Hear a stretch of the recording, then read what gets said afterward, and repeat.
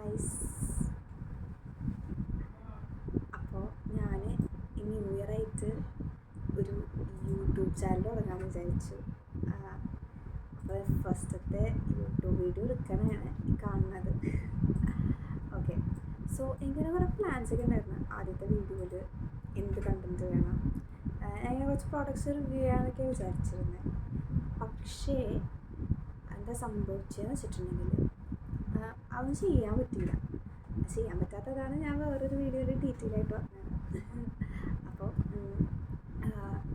ഞാനങ്ങനെ എന്താ ചെയ്യേണ്ടതെന്നൊരു ഐഡിയ ഇല്ല, അങ്ങനെ ഇരിക്കണമായിരുന്നു. അപ്പോഴാണ് ഇന്ന് രാവിലെ ഞാൻ വർക്ക് ചെയ്യാൻ വേണ്ടിയിട്ട് പോയപ്പോൾ മൗസിൻ്റെ ബാഗിലായിരുന്നു. അപ്പോഴത്തേക്ക് ഞാൻ ബാഗിൽ നിന്ന് ഇങ്ങനെ തുറന്ന് മൗസ് എടുത്തു, എൻ്റെ ബാഗ് അടിച്ചു. ഞാൻ വലിച്ചപ്പോഴത്തേക്കും മൗസ് താഴ്ത്തു വീണ്. അപ്പോൾ എൻ്റെ കയ്യിൽ എപ്പോഴും താഴ്ത്തു വീഴാറുണ്ട് മൗസൊക്കെ. അങ്ങനെയൊന്നും പറ്റാറില്ല. പിന്നെ അങ്ങനെ ഭയങ്കര ഓവർ കോൺഫിഡൻ്റ് ആണ്. ഇപ്പോൾ വീണപ്പോൾ എന്ത് പറ്റാമെന്ന് വിചാരിച്ചിട്ട് അങ്ങനെ ഞാൻ അടുത്ത ലാപ്പിൽ കുത്തിക്കഴിഞ്ഞ് അപ്പോഴാണ് വർക്ക് ചെയ്യാനൊക്കെ തുടങ്ങിയപ്പോഴാണ് ഒരു കാര്യം മനസ്സിലാവുന്നത്. സോ ഇതാണ് എൻ്റെ താഴ്ത്തു വീണ മൗസ്. ഈ സാധനം ഭയങ്കര ഡിഫിക്കൾട്ട് റൊട്ടേറ്റ് ചെയ്യാൻ പിടിച്ചിരിക്കും. അത് ഞാനിങ്ങനെ എടുത്ത് ഇങ്ങനെ വലിച്ചൊക്കെ നോക്കി, എന്നിട്ടും ശരിയാവണില്ല. അപ്പോഴത്തേക്കും മൗസ് റെഡി അല്ലെങ്കിൽ എനിക്ക് വർക്ക് ചെയ്യാനുള്ള ഒരു എന്താ പറയുക, ഒരു ഇതുണ്ടാവില്ല. മൗസ് ഇങ്ങനെ സുഖമായിട്ട് വർക്ക് ചെയ്യാൻ പറ്റും. അങ്ങനെ വന്നു. ഈ വലിക്കലും പരിപാടികളൊക്കെ കഴിഞ്ഞപ്പോഴത്തേക്കും മൗസ് ആകെ തകർന്നു പോയി. ഇങ്ങനെ ഇത് പ്രസ്സായിട്ടിരിക്കണം.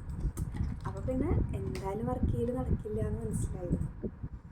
അപ്പോൾ പിന്നെ നെക്സ്റ്റ് എന്താ ചെയ്തതെന്ന് വെച്ചിട്ടുണ്ടെങ്കിൽ, C guys, I boat A new mouse. അങ്ങനെ ഞാൻ പുതിയൊരു മൗസ് വാങ്ങി. ആൻഡ് കോയിൻസിഡൻസ് എന്താണെന്ന് വെച്ചിട്ടുണ്ടെങ്കിൽ, ഈ മൗസും ഒന്നാണ്. ഇത് ഞങ്ങൾ പ്ലാൻ ചെയ്തൊന്നും വാങ്ങിയതല്ല, ഭയങ്കര അൺപ്ലാൻഡ് ആയിട്ട് വാങ്ങിയതാണ്. പക്ഷേ രണ്ടും ഒരു മൗസ് തന്നെയാണ്. ഈ മൗസ് എനിക്ക് ആക്ച്വലി ഭയങ്കര ഇഷ്ടമാണ്, ഡെല്ലിൻ്റെ ആണ്. അപ്പോൾ അത് തന്നെ എനിക്ക് കിട്ടി. ഞാൻ കാണിച്ചു തരാം. ഇതാണ് മൗസ്. ഇതിന് 3 year വാറണ്ടി ഉണ്ട്. എന്തോ MS1116 എന്നൊക്കെ ഇതിൽ എഴുതിയിട്ടുണ്ട്. പിന്നെ ബാക്കിയും എല്ലാം എഴുതിയിരിക്കുന്ന ഓൾമോസ്റ്റ് എല്ലാം ചൈനീസിലാണ്.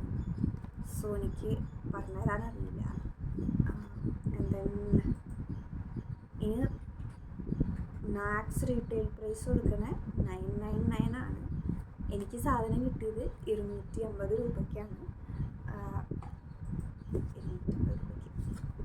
അപ്പോൾ ഭയങ്കര വിലക്കുറവിലൊക്കെ കിട്ടി. ഇത് ഞാൻ വാങ്ങിയിരുന്നത് ഓൺലൈൻ വാങ്ങിയതാണ്, ഇത് ഞാൻ ഓഫ്ലൈനിൽ വാങ്ങിയതാണ്. രണ്ടും ഓൾമോസ്റ്റ് സെയിം പ്രൈസിലൊക്കെ തന്നെ വാങ്ങി. ഇത് കഴിഞ്ഞ പോലെ വാങ്ങിയ മൗസാണ് മറ്റേ. സോ ഞാനിത് അൺബോക്സ് ചെയ്യാൻ വിചാരിച്ചു. പക്ഷേ ആക്ച്വലി ഞാൻ അൺബോക്സ് ചെയ്തിട്ടുണ്ട്, വലിച്ച് കീറിയൊക്കെ എടുത്ത് തുറന്നതാണ്. അപ്പോൾ ആദ്യത്തെ വീഡിയോ കുഴപ്പമായപ്പോൾ ഞാൻ രണ്ടാമതൊന്നും കൂടി വെച്ച് നിങ്ങളെ കാണിച്ചു തരാമെന്ന് വിചാരിച്ചു. സോ ഗൈസ്, ഇതിനുള്ളിൽ ഒരു ബോക്സും കൂടി ഉണ്ട്. ഇതും ചൈനീസാണ് മൊത്തം എഴുതിയിരിക്കുന്നത്. തുറന്ന് കാണിച്ചു തരാം. സോറി,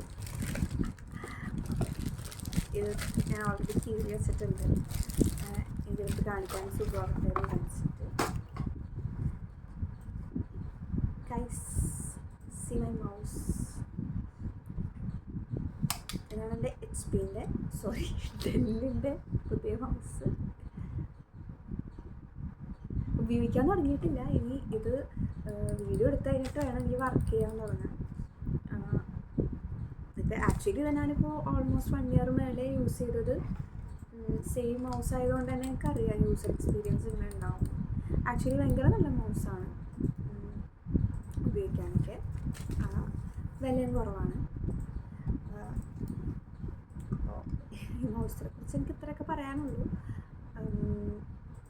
ഇങ്ങനെ വർക്കൊക്കെ ചെയ്യുന്നവർക്ക് ഇപ്പം എല്ലാവരും നമുക്കറിയാം, മറ്റ് വയർലെസ് മൗസസൊക്കെയാണ് യൂസ് ചെയ്യാറ്.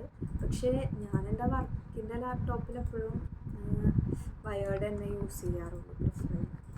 കാരണം അത് ഇടയ്ക്കിടയ്ക്ക് ചീത്തയാവുകയും ചെയ്യും. അപ്പോൾ പെട്ടെന്ന് വലിയ വിലയില്ലാത്ത എനിക്ക് വാങ്ങാൻ എന്താ അറിയില്ല, എനിക്കിതാണ് കംഫർട്ടബിളായിട്ട് തോന്നാറ്. അപ്പോൾ ഇതാണ് ഇങ്ങനത്തെ വാങ്ങാറുള്ളത്. അപ്പോൾ ആവശ്യമുള്ളവർക്കൊക്കെ വാങ്ങാം, സാധനം നല്ലതാണ്. എനിക്ക് ലാസ്റ്റ് മാസം 1 ഇയർ ലാസ്റ്റ് ചെയ്തു. അതും ഞാനൊരു കൗണ്ട്ലെസ് പ്രാവശ്യം താഴ്ത്തിട്ടിട്ടുണ്ട്. എന്നിട്ടും ഇത്ര നാൾ ലാസ്റ്റ് ചെയ്തിട്ടുണ്ടെങ്കിൽ നല്ല സാധനമാണല്ലോ അതിൻ്റെ. ഇതിൻ്റെ ഇതൊക്കെ കണ്ടോ രസമുണ്ട്. സോ ഓക്കെ, ഈ വീഡിയോയിൽ എനിക്കപ്പോൾ ഇത്രയൊക്കെ പറയാനുള്ളൂ. അപ്പോൾ ഞാൻ നല്ല അടുത്ത വീഡിയോ ഇട്ട് തരാം. അത് കുറച്ചും കൂടി നീറ്റായിട്ടും എന്താ പറയുക രസമായിട്ടൊക്കെ പ്രസൻറ്റ് ചെയ്യാൻ നോക്കാം. അപ്പോൾ അപ്പോഴത്തേക്ക്